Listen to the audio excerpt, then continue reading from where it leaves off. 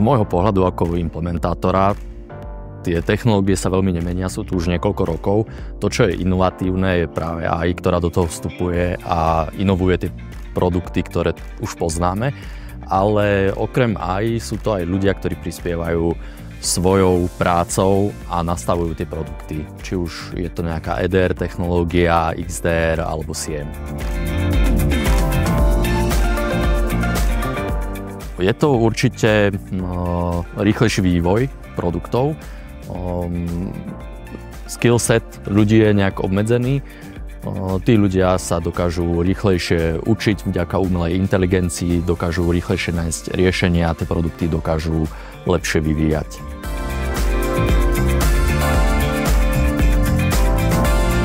Umelá inteligencia je tu už dlhšie, je veľa produktov, hlavne na sieťovej úrovni, ktoré používajú machine learning, pattern detection, anomaly detection a tie už nás dlhé roky chránia, bez toho, aby sme si to nejako uvedomovali.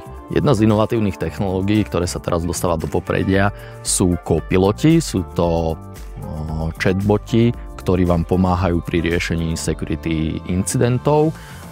Vedia vám dotiahnuť dáta, ktoré vy potrebujete pre analýzu, vedia spraviť samotnú tú analýzu a pomôcť vám pri lepšom a rýchlejšom rozhodovaní.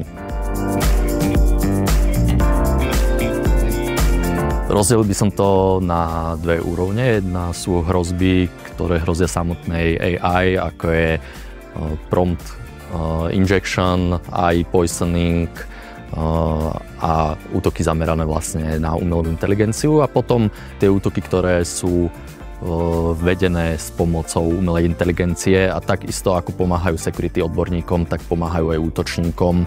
Ak ten útočník nemá nejaký skill, tak vďaka umelej inteligencii si ho vie doplniť, vie naprogramovať napríklad časť kódu, ktorý on neovláda.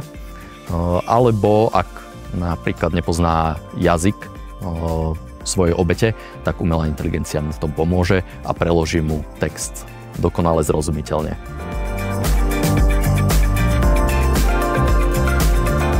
Taktiky a techniky by som povedal, že ostávajú a rozširujú sa a opäť tá AI nejak vstupuje do toho procesu, ako pomôcť tú taktiku alebo techniku, väčšinou sú to techniky, vylepšiť, posunúť ju o niečo ďalej a spraviť ju účinnejšou.